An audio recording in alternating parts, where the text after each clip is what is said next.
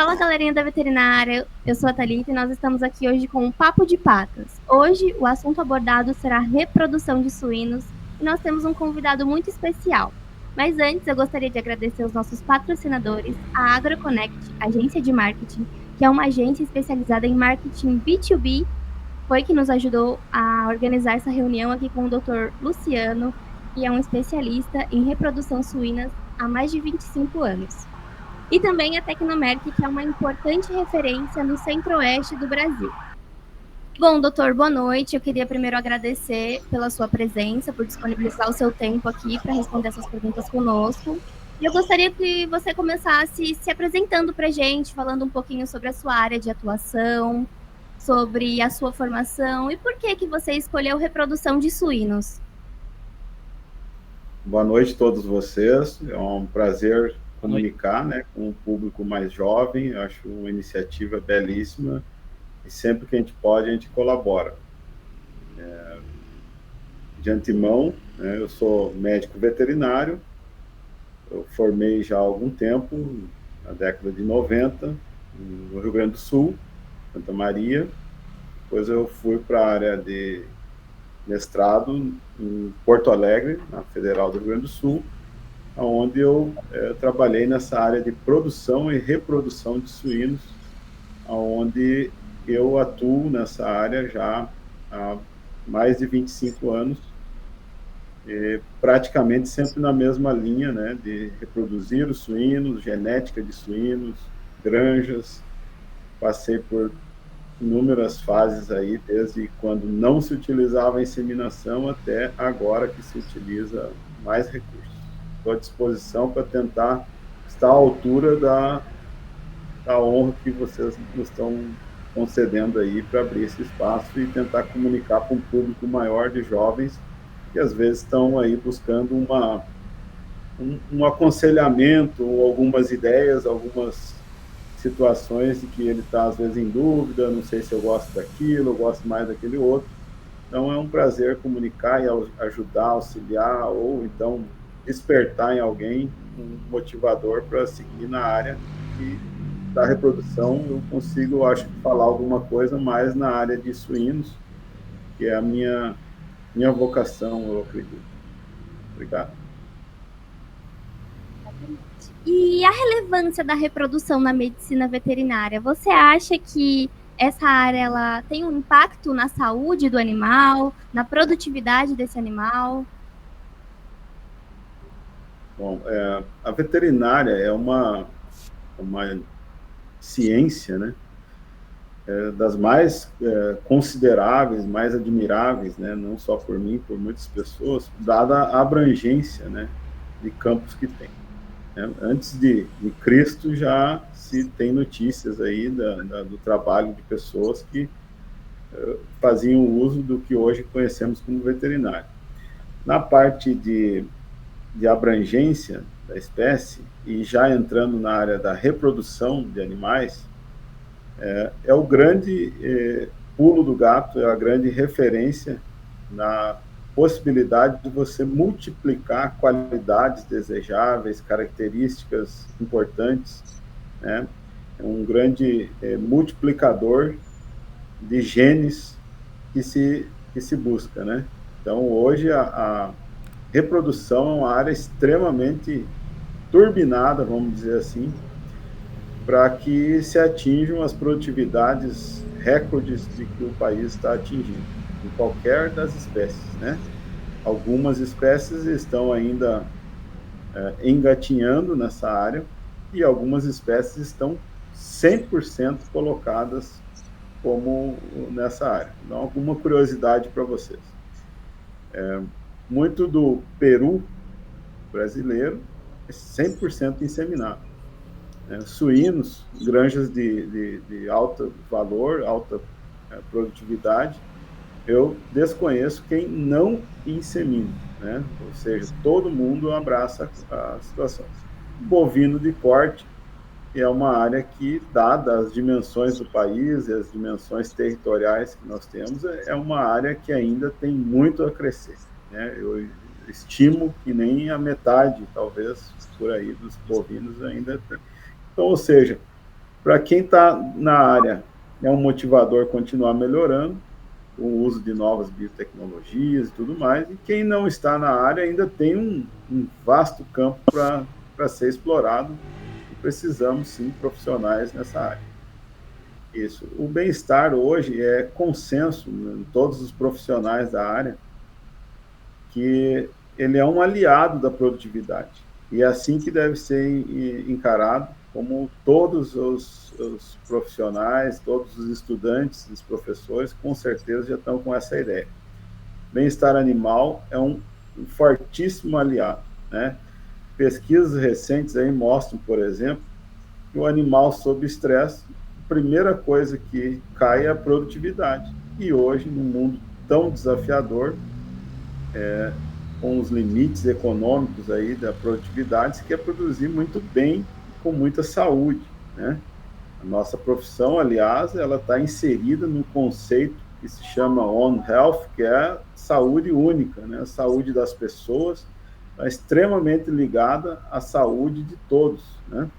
Então, isso é o que nós perseguimos, é o que nós apoiamos, incentivamos, queremos que vocês jovens entrem, né, de cabeça nisso aí, sabendo que o bem-estar animal é a primeira coisa a ser preservada para se ter aí produtividades máximas, né, em qualquer aspecto, né, especialmente na reprodução. Vocês já ouviram essa frase que eu vou repetir agora, e a reprodução animal é uma situação de luxo, ou seja, o animal tem que estar muito bem nutrido, bem-estar, bem conforto, bem aclimatado e etc.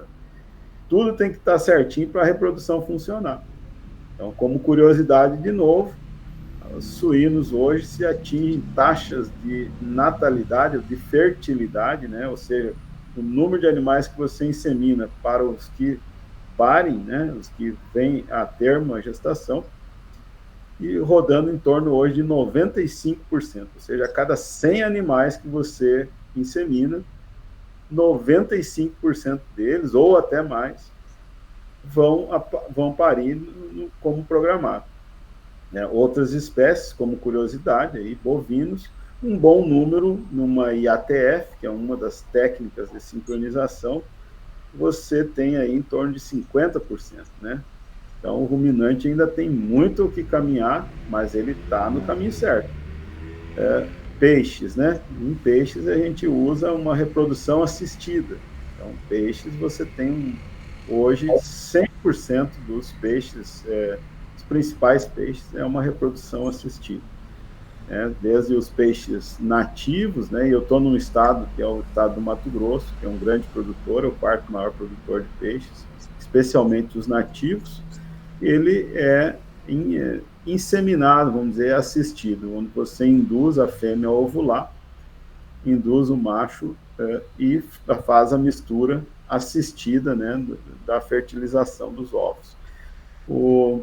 E atinge aí produtividade próxima a 100%. Como curiosidade nessa área do peixe, depois vamos falar mais dos mamíferos, o peixe hoje ele tem, é uma das áreas que eu atuo, ele tem hoje uma capacidade de atingir aí 2, 3 quilos de ovos, ou seja, 2, 3, 4 milhões de filhos a partir de uma única fêmea e macho.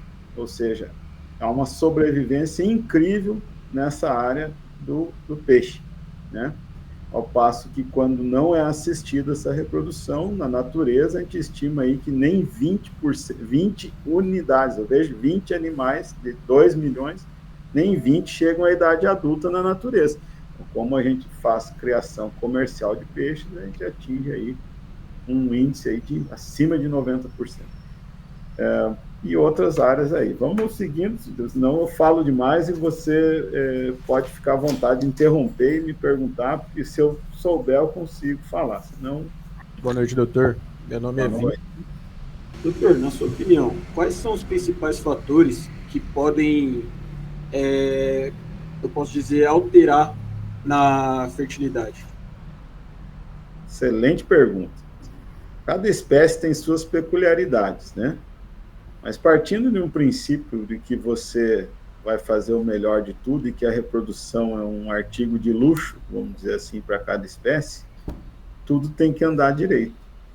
Desde o bem-estar, que nós acabamos de citar, a nutrição, papel importantíssimo, né, em todos os sentidos, né, e também a sanidade. Então, esses pilares aí, meio ambiente, que é o ambiente, a sanidade, a nutrição, tudo tem que estar de acordo. Não adianta, assim, eu ter um animal com potencial genético alto num ambiente inadequado, ou, no caso dos animais de produção, uma lotação inadequada, um clima, né, um ambiente não controlado, onde que a temperatura do barracão é muito alta, situações como essa. Ou então ele está febril, porque teve uma febre, uma infecção, uma virose, alguma situação. Então, a reprodução, ela deve, o profissional que for trabalhar nessa área, ele tem que obrigatoriamente estar antenado em tudo que cerca ele, desde os aspectos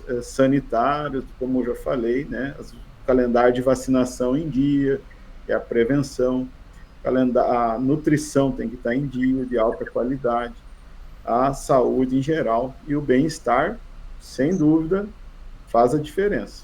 Muito interessante. Eu gostaria de saber também se o senhor acredita que a genética é o principal fator que vai influenciar.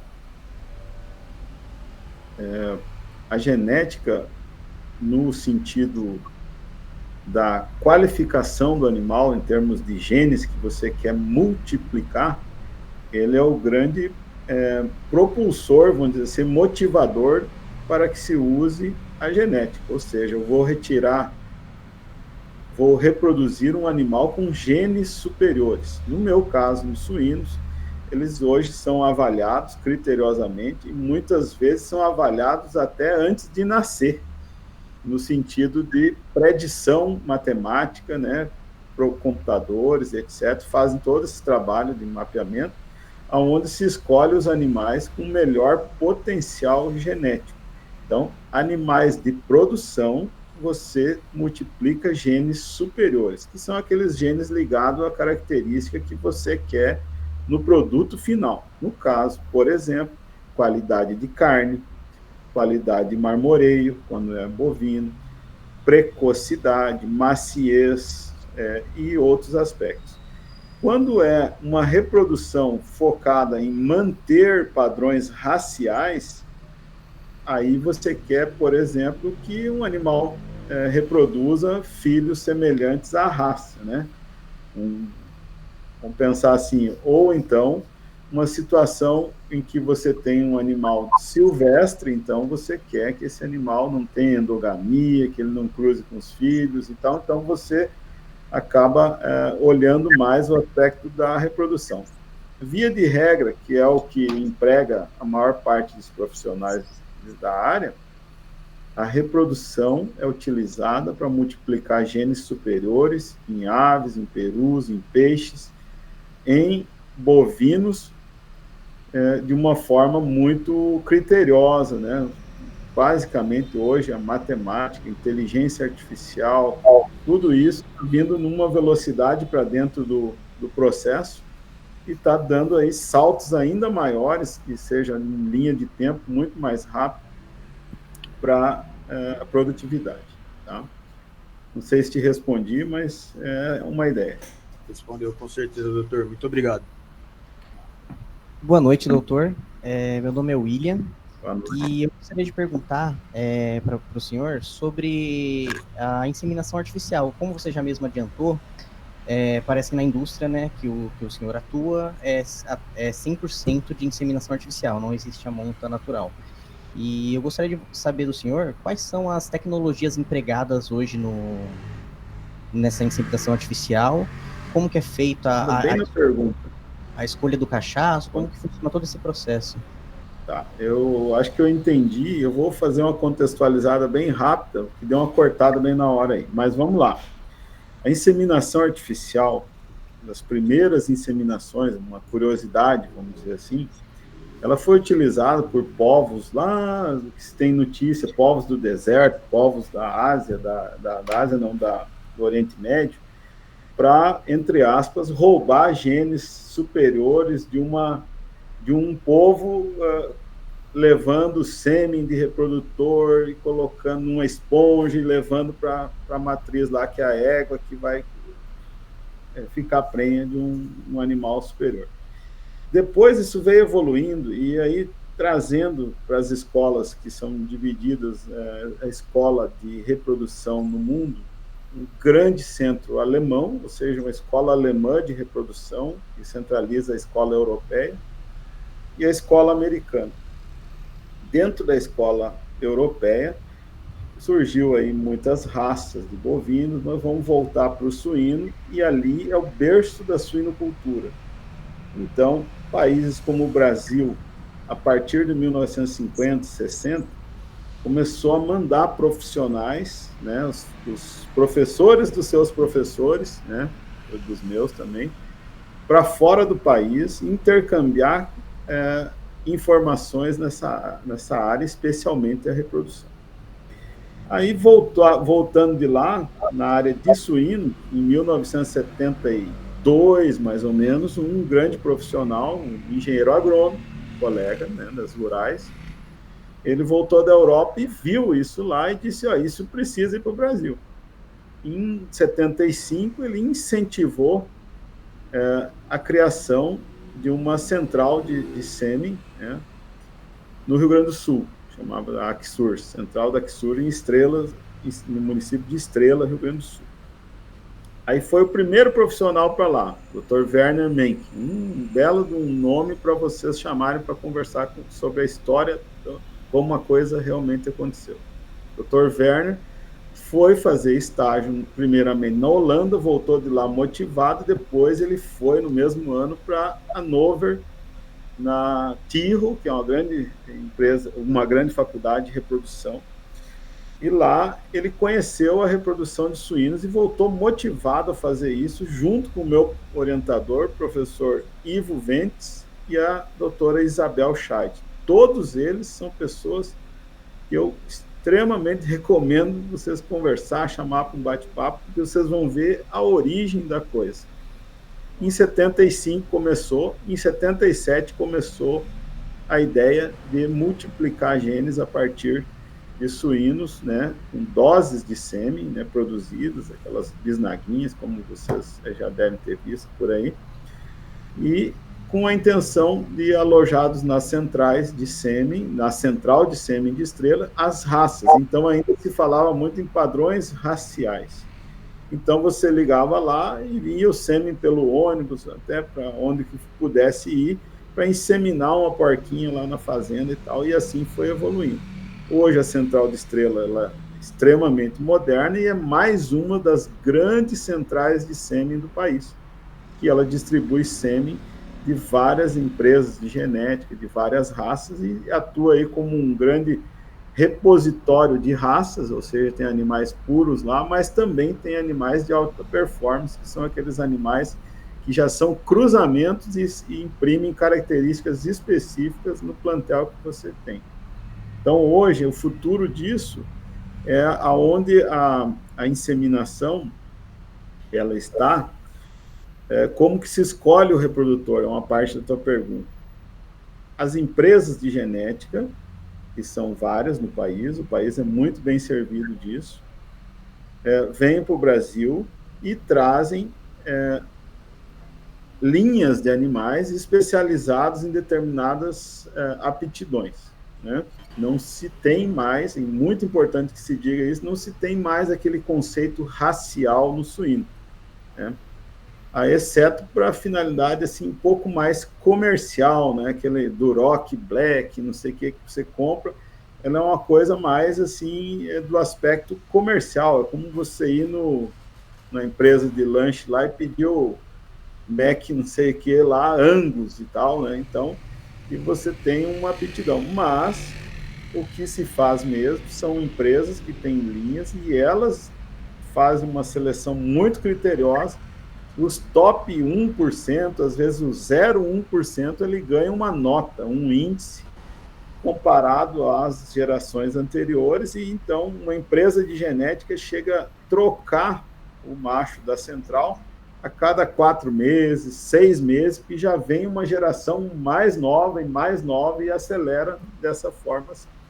E esse sêmen, graças a investimentos recentes no país, se criou grandes centrais, se copiando o modelo americano, que é o modelo dos Estados Unidos, onde grandes centrais abastecem de sêmen aos milhares de doses por dia, qualquer distância do Brasil. Então, eu estou aqui no interior do Mato Grosso, hoje, falando com vocês, mas a granja aqui recebe 1 ou 2 vezes por semana o sêmen que sai, às vezes, lá de Minas, do Rio Grande do Sul, de Santa Catarina, e ele vem parar aqui com extrema viabilidade, graças a tudo, o processo muito bem controlado de conservação, chega aqui, insemina e dá altíssimas produtividades a partir disso. Então, hoje, respondendo o cachaço, a empresa que fornece o cachaço, ou o veterinário, o colega que está lá avaliando, ele avalia a saúde geral do animal, desde os aspectos de aprumos, e sempre com um olhar que a gente pode até saber que ele tem bons genes, ele vai transferir bons genes, mas ele também tem que ser produtivo, ou seja, volume de sêmen, né?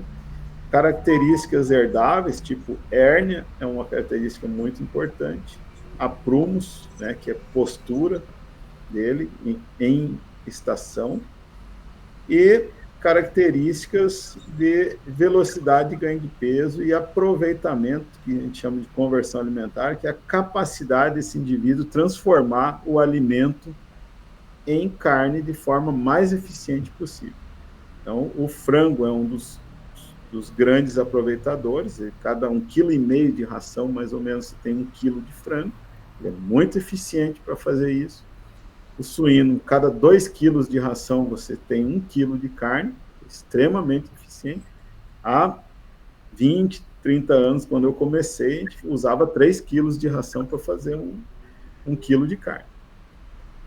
E o peixe é o nosso recordista, né? O peixe, ele aproveita aí 1,2, 1,3 kg de ração, você tira 1 kg de peixe. Mas aí é só uma curiosidade mesmo, né? Uma outra dúvida também que surgiu, por exemplo, o sêmen, quando você encomenda já de uma raça específica, né? Uma raça que tem as características desejadas, e a inseminação, ele vem congelado, ele vem refrigerado, e vocês realizam a inseminação na própria granja? Excelente pergunta. As granjas, hoje, comerciais, que é o grande volume de negócio, elas têm um contrato de fornecimento de sêmen que por exemplo, toda segunda-feira, tal horário, vai chegar 500 doses de sêmen para 500 matrizes que vão ser inseminadas naqueles próximos 2, 3 dias. Então, é um contrato de longo prazo, é um compromisso muito sério que não pode falhar. A outra parte que você perguntou sobre congelamento de sêmen suíno. A técnica de criopreservação, ela é muito aplicada em bovinos, né? E é muito viável em bovinos, porque o resultado de uma inseminação que você quer é um indivíduo dentro da vaca lá. Mas no suíno, essa técnica ela está restrita à transferência de material genético intercontinental ou internacional, vamos chamar assim. Então, vem alíquotas de sêmen congelados, mas raramente vem para o país. O Brasil hoje já está na condição praticamente de exportar tecnologia e não de importar tecnologia nessa área, graças a Deus. E com isso a gente diminui muito o risco sanitário, que é o nosso patrimônio nacional, é a sanidade da carne dos animais. Então, está muito restrito no suíno a transferência de material genético, porque o resultado de uma inseminação com sêmen congelado de suíno ainda não é um resultado, nascem muito poucos animais, tá? E o risco é muito grande no material de fora. Quem insemina? Só o pessoal de dentro da granja. Hoje o sêmen vem até uma barreira próximo à granja. A pessoa que transportou o sêmen coloca, no mínimo, propés, que são protetores dos calçados, leva o sêmen até um local, o pessoal da granja vem, pega esse sêmen, confere a parte de temperatura, ou seja, tem hoje, né, que acompanha, né, um leitor que tira lá minuto a minuto a temperatura, como é que foi o transporte. Olhando isso, ele internaliza o sêmen na granja com o mínimo do risco e, às vezes, ainda passando por um processo de desinfecção, dependendo do nível sanitário que está essa granja. Então, isso é muito sério. Por que eu falo isso? Quando eu comecei profissionalmente, a minha preparação foi para incentivar as pessoas a pararem de usar a monta natural e mostrar para eles que era viável eles construírem uma pequena central de sêmen dentro da propriedade. Então, isso foi a minha missão de trabalho por 10 anos, pelo menos, onde eu ia numa granja, alguém que tinha monta natural, que era uma trabalheira danada, e a partir disso ele dizia o seguinte: o que você acha de inseminar? Bom, porque daí, em vez de ter 20 cachaços, a gente tem 1 ou 2 muito bons, mais caros, melhores, né, tudo mais, e a gente consegue atender todo mundo. Então, eu treinava pessoas, montava, ensinava a olhar no microscópio, fazia todo o processo, tudo. Então, por 10 anos da minha vida, eu fiz isso em inúmeras granjas. Então, muita gente me conhece porque eu ensinei eles a como olhar o sêmen, como coletar o cachaço, como resolver os problemas, como envasar, enfim, como conservar. De anos para cá, vamos pensar de 10 anos para cá, as grandes centrais de sêmen no país afloraram, né, ao exemplo do modelo americano, e todas as granjas, ou não todas não, mas grande parte das granjas, desativaram as centrais internas, que são as centrais que ficavam dentro da granja, e ficaram dependentes do sêmen que chega transportado de forma externa, como eu contei antes. Qual que é o bacana da história? O salto em produtividade, em qualidade de genes, é enorme, porque vem sempre machos muito novos. E quando ele tinha central, ele comprava um macho e ficava 2, 3, 4 anos usando o mesmo macho. Obviamente, um suíno dá 2 ou 3 gerações, vamos dizer assim, oportunidades de melhoria, seria uma geração por ano. Então, tu imagina o atraso genético que a gente tinha dentro das granjas. Hoje, esse atraso ele é mínimo, né? Porque toda vez que nasce uma geração nova lá na granja núcleo, e ele tem qualidades genéticas muito boas, ele vai para uma grande central e esse sêmen vai chegar de forma muito rápida dentro do plantel. E isso permitiu hoje a gente ter abate de animais, no caso do suíno, na faixa de 140 quilos, com baixíssima espessura de toucinho, com uma alta eficiência alimentar, e tudo isso que vocês já sabem, já imaginam. Antigamente, o suíno tinha 90 quilos, 3 dedos de gordura no lombo, e ele era um pouco melhor que o porco, né?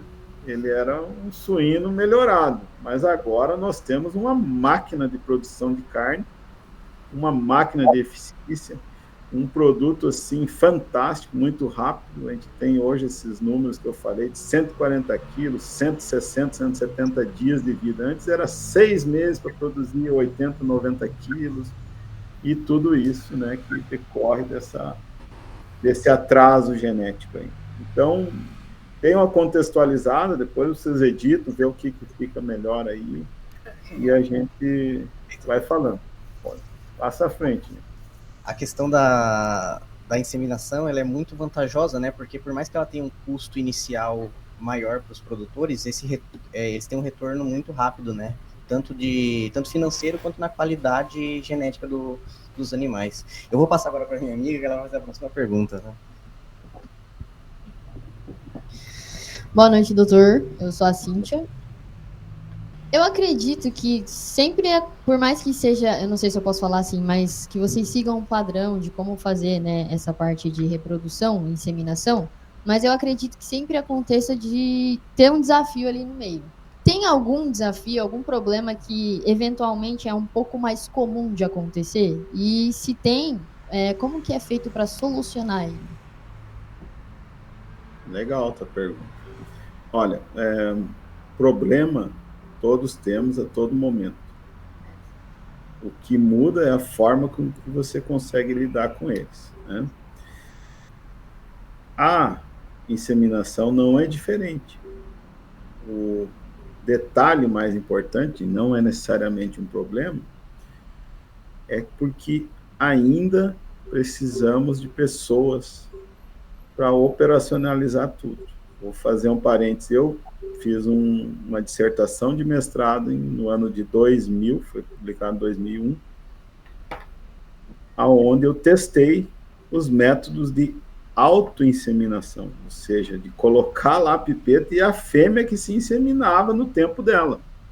Mais ou menos isso. Hands-free, sem as mãos, ela que puxava o sêmen conforme a vontade dela. A introdução disso foi mais ou menos junto com a pipeta descartável e outros materiais.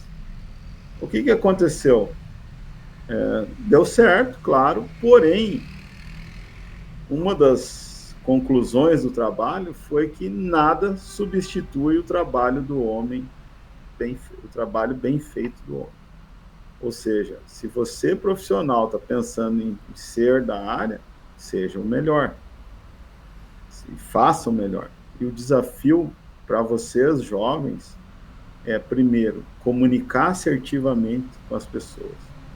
Ser entendido, ser compreendido e que as pessoas confiem naquilo. Então, se a equipe está afinada, né, está bem certinha, os problemas são mínimos, a ponto de atingir essas produtividades que eu citei para vocês aí. Taxas de parição altíssimas no suíno. Os desafios são esses. Falta equipe, uma pessoa sai do time, muda, etc. E fora os outros desafios que você tenta controlar, que são qualidade de comida, matéria-prima, ambiência, bem-estar, etc, etc, etc. Então é nessa linha aí. Então o desafio mesmo são as pessoas.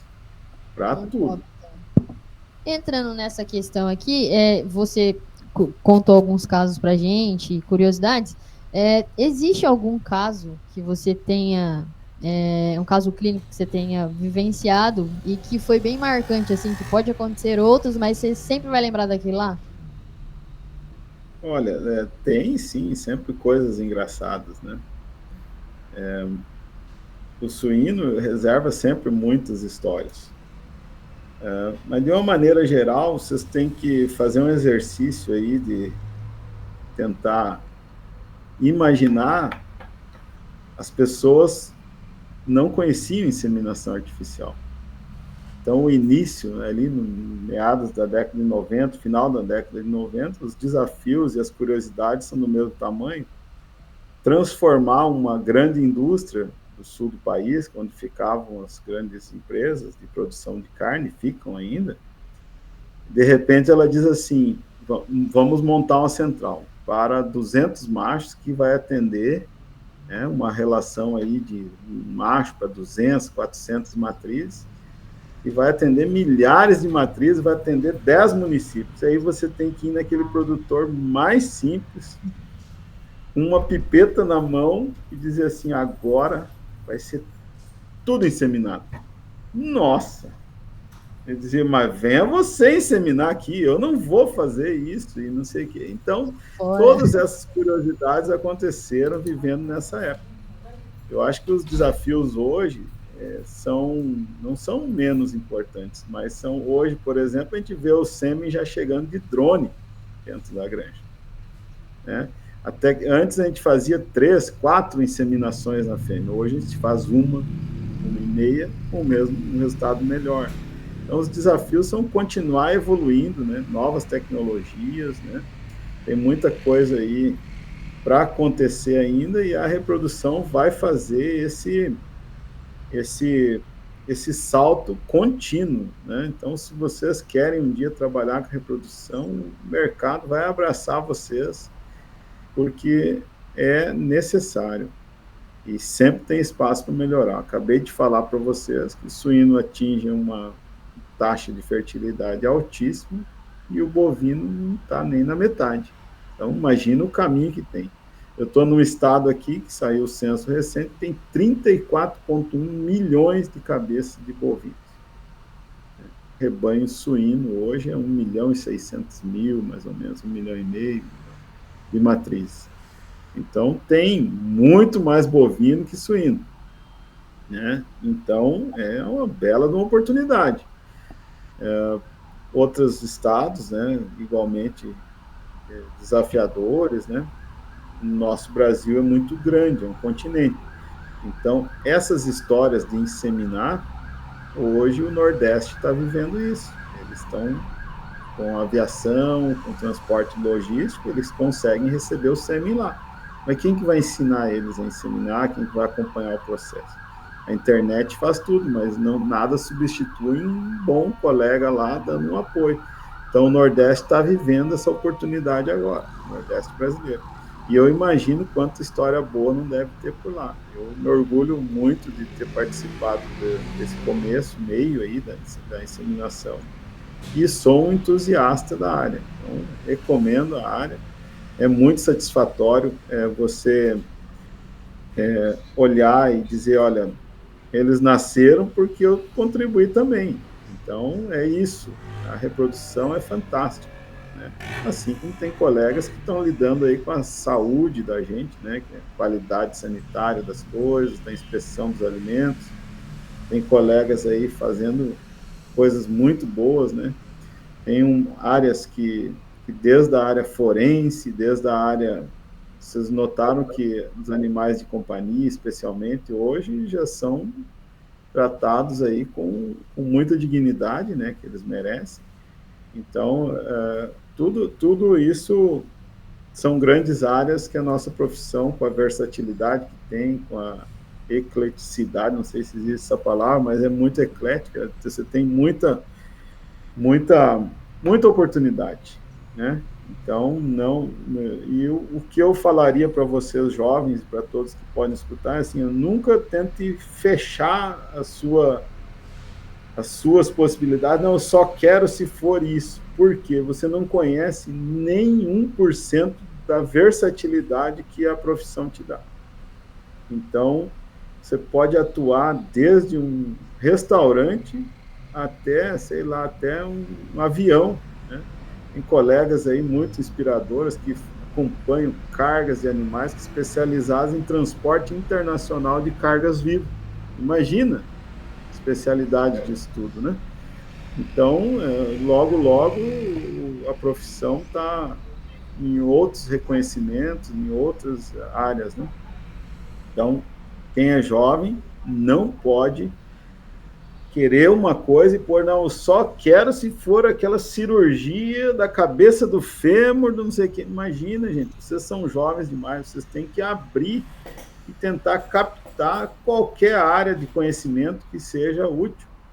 Acabei de falar para vocês que essa conexão entre a tecnologia, inteligência artificial e a produção animal tem, hoje, por exemplo, vou citar como curiosidade na suinocultura, a gente coloca, vamos dizer assim, imagens e sons à disposição de uma machine learning aí, que vai aprender o comportamento e os sons daquela granja e vai dizer quando esse som não está condizendo com algo normal, ou seja, tem alguém tossindo mais ou tem alguém assim, e as câmeras que dizem assim, olha, tal animal não foi no beber água hoje, é o dedo duro, é o Big Brother. Só que isso aos milhares, o porco tudo é igual, tudo branquinho. Então, coisas desse tipo. Então, o que eu preciso? Um médico veterinário que entenda de computador, para ter uma ideia. Então, aquele que entende de programação está hoje com a faca e o queijo na mão. Automação artificial, enfim, tem muita coisa, né? São inúmeras áreas aí. Espero ter contribuído em alguma coisa para o pensamento. Perfeito, doutor. Obrigada, viu? Boa noite, doutor. Meu nome é Otávio. Boa noite. Aproveitando sobre todo esse assunto que o senhor falou para nós, principalmente sobre o bem-estar do animal, eu queria saber sobre o manejo, desde a maternidade, o momento de produção do animal e até mesmo até o transporte, até o abate. E se o senhor acha que isso influencia, se melhora ou não, na parte da reprodução, a questão do manejo. Bom, com certeza, isso é muito olhado dentro das granjas. Nós já temos granjas com profissionais focados a olhar isso dentro da granja, ou seja, ela está observando, o trabalho dela é observar como isso é feito. Então, hoje, bem-estar anda junto com tudo, acho que ficou bem contextualizado antes, mas tem detalhes aí do manejo, né, a condução dos animais. Hoje as granjas aboliram, né, coisas do tipo bater, coisas do tipo movimentar animais adequadamente, grupos de animais, etc. Mas tem coisas novas aí. Por exemplo, eu mesmo participo de algum projeto nessa área, que é a remoção da agulha do processo de produção. É uma coisa nova. Então, remover a agulha do processo. Mas o que é a agulha? A agulha é o veículo perfeito de transmissão de doença, transmissão de problema. Isso gera dor, abscesso. Uma agulha que você usa uma vez, na outra ela já não está tão afiada, ela vai levar bactérias, etc. Então, agulha, por exemplo. Outra coisa, antes a gente tinha que, às vezes, pegar ou conter um animal para fazer um procedimento, ou uma vacina, ou uma medicação. Hoje a gente tem novas vias. Vou dar notícia para vocês hoje, a via inalatória dos animais está em franca expansão. Se vocês verem alguns vídeos aí de inovação, vocês vão ver que eu consigo, por exemplo, atingir milhares de animais em poucos minutos, com um procedimento, por exemplo, com algo que vai melhorar a capacidade cardiorrespiratória dele, antes dele ser movido para um caminhão, para um transporte, alguma coisa assim. Então, o bem-estar anda junto com tudo, mas tem coisas muito novas aí, sempre sendo inventadas. Eu dei exemplo de duas aí, que o porco, o animal, tem a via oral, intramuscular, venosa, mas tem a via inalatória que a gente está usando muito pouco. Ou seja, num ambiente de milhares de animais, você chega com um equipamento, cobre eles em minutos, ou seja, tranquilidade, bem-estar, não precisa conter o animal, etc. Então, são exemplos de coisas novas aí. Talvez um dia vocês possam listar um podcast só sobre inovações na produção animal. E aí vai aparecer todas essas coisas aí, né? As máquinas hoje aprendendo com o sistema de movimentação dos animais, né? Aprendendo com as imagens, pesando os animais com as imagens. Não precisa o animal mais subir numa balança para saber o peso dele. Aquilo que eu falei sobre machine learning e transponders que usa IoT, né, internet das coisas, né, brincos que são microprocessadores que passam a todo momento parâmetros de temperatura, de movimentação e algumas coisas, se foi perto da água, se brigou, por exemplo, aquele animal que tem aquele brinco, ele costuma dormir ou ficar próximo a outros 10 animais que são do mesmo grupo, vamos dizer. Por alguma razão, aquele animal parou de se movimentar. Será que machucou? Por alguma razão, esfriou, ou seja, será que ele morreu? E ninguém viu? Mas o computador detecta que ele não está perto do grupo que ele é acostumado a estar. Já pensou nisso? Tem isso já. Isso já existe. Isso foi um programa premiado em 2024, agora em fevereiro. Né? Já fora, né? Isso aí vem da Austrália e tal, é uma coisa nova. Então, tem hoje o uso da tecnologia para o bem comum dos animais, para a produtividade, sempre com esse foco na saúde única e, essencialmente, no bem-estar dos animais. Então, isso já é realidade. Então, não sei se eu vou conseguir operacionalizar isso, mas eu acredito mais em vocês do que em mim para essa parte aí do que está vindo e está a todo vapor. Tá bom? Perfeito, obrigado, viu? Boa noite, doutor. Eu me chamo Ramon. E a minha pergunta era se existe alguma curiosidade de uma espécie específica, talvez. O senhor disse várias curiosidades, mas talvez algo que talvez uma dificuldade, alguma coisa assim, dentro desse ramo da suinocultura. E eu queria também perguntar para o senhor sobre mito. Como o senhor mesmo disse, teve aí 10 anos mais ou menos na estrada tentando fazer essa introdução da inseminação artificial. Se o senhor chegou a escutar alguma coisa sobre mito ou alguma coisa assim dentro dessa área. Olha, sempre tem curiosidades, assim, né? Espécies, a nossa profissão é tão legal que tem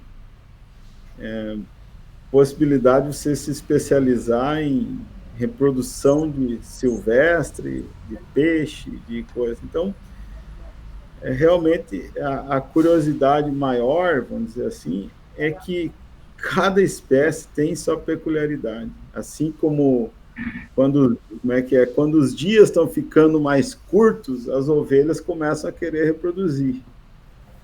Quando os dias estão ficando mais longos, são outras espécies. Então, fotoperíodo e outras coisas. Mas, enfim, eu acho que a curiosidade maior é que você não consegue saber de todas as espécies ao mesmo com domínio. Então, você tem que se especializar, mas isso não passa mais à frente.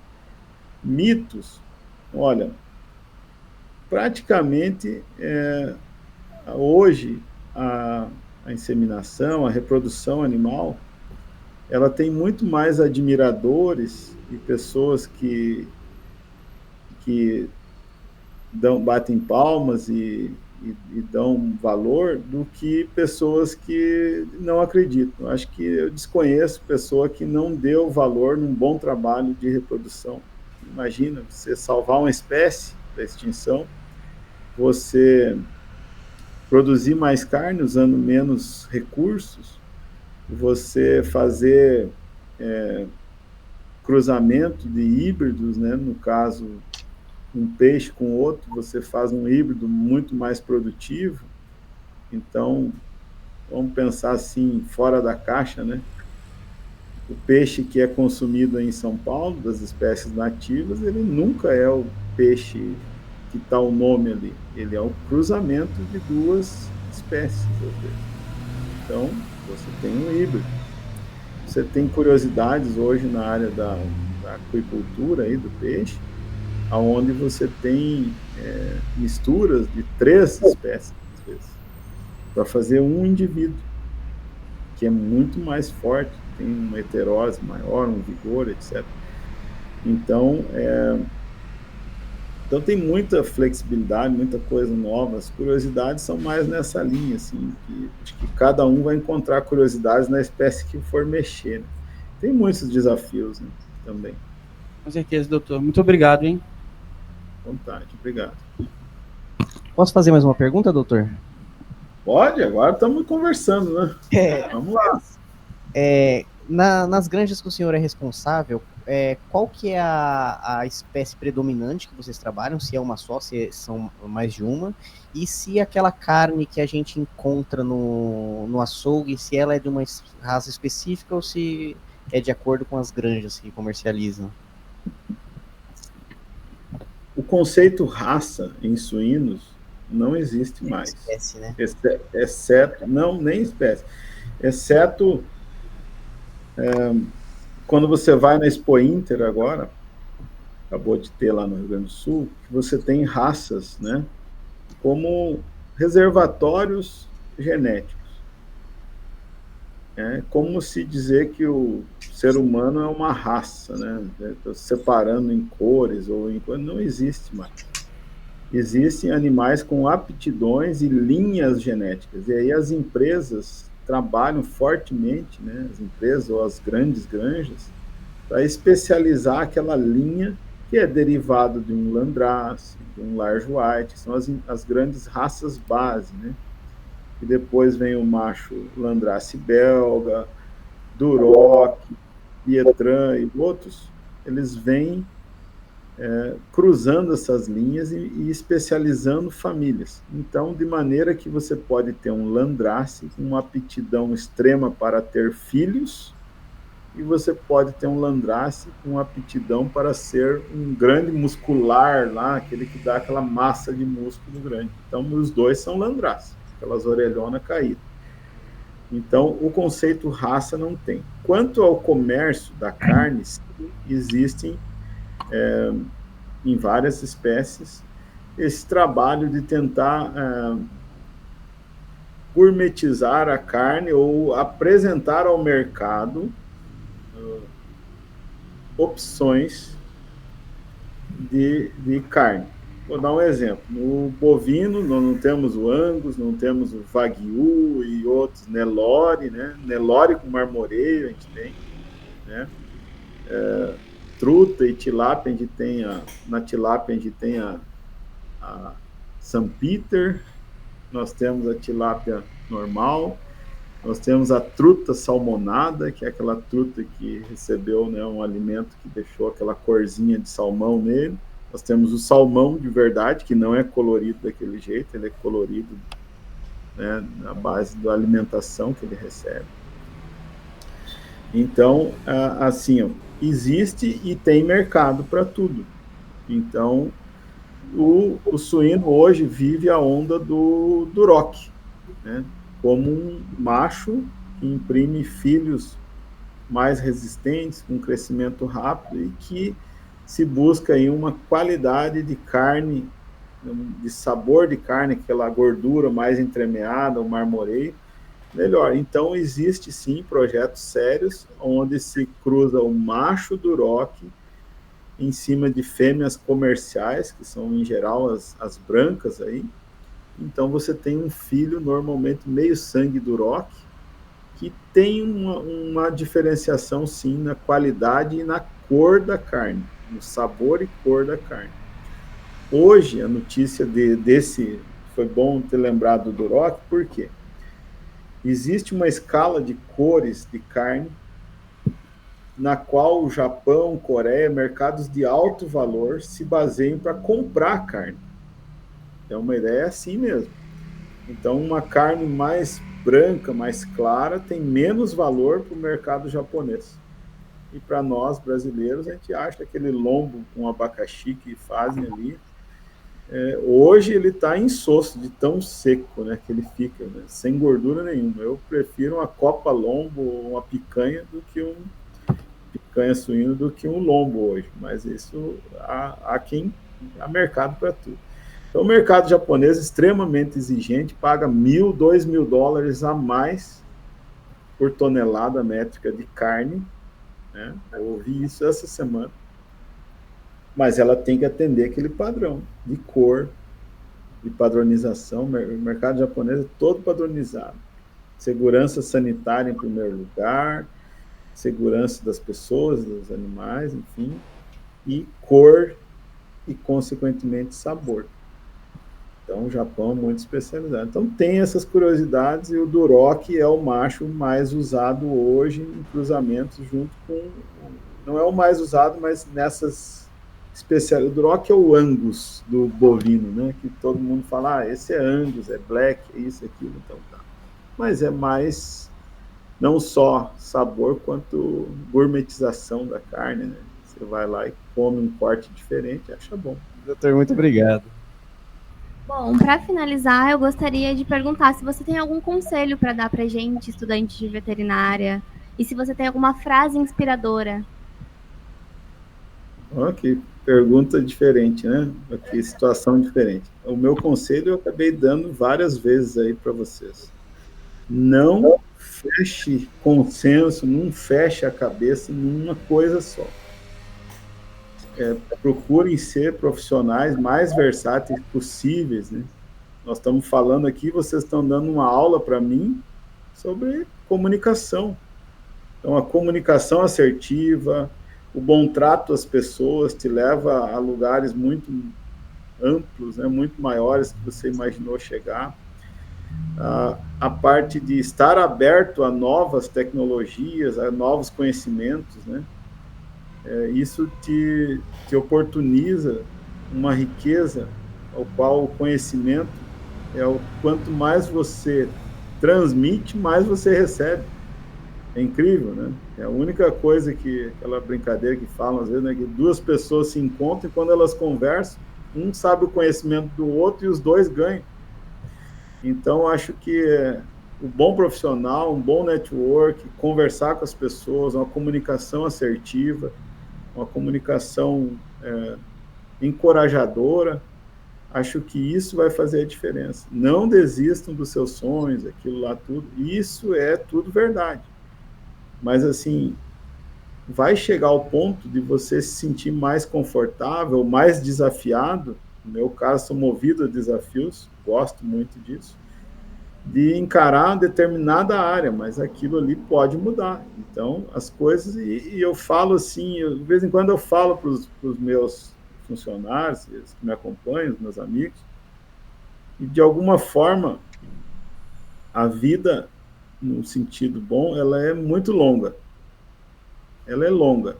Ela é longa o suficiente que você pode escolher uma área, ir bem nela e mudar de área, se for o caso, e recomeçar tudo de novo, na vida e nos relacionamentos, né? Você não pode fechar e dizer, olha, acabou tudo, agora não sei mais ser veterinário. Então, eu mesmo, eu gosto muito de uma área, gostava, que se um dia talvez eu parar de fazer o que eu amo, que é veterinária, talvez eu seja da área de engenharia de petróleo.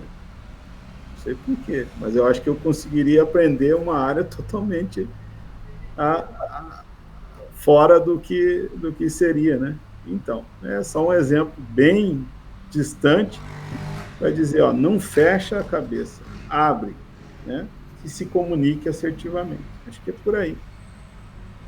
Maravilha. Obrigada, doutor, por passar todo esse conhecimento aqui para a gente hoje, disponibilizar o seu tempo. E é isso, muito obrigada mesmo. Tá bom, foi um prazer, eu estou à disposição, vocês nos encontram aí, quem quiser, às vezes, conhecer ou saber mais um pouco sobre a área, tem inúmeras literaturas, nós estamos aqui no Centro-Oeste, a nossa companhia atua especialmente nos 4 estados do Centro-Oeste. Como curiosidade, o Mato Grosso é do tamanho da França, Alemanha e Inglaterra juntos, só o estado que eu estou falando agora. Imagina quanta coisa tem para fazer, né? Então, todo mundo é muito bem-vindo. Então, estamos à disposição, é um prazer contribuir com a faculdade de vocês. Eu admiro muito o curso, admiro muito a profissão, admiro muito as pessoas que estão disponíveis a aprender, trocar ideias, conversar, estar aberto a novos conhecimentos. Estou à disposição, sempre que possível, eu não meço esforços para auxiliar. Muito obrigado, doutor. Obrigado a vocês.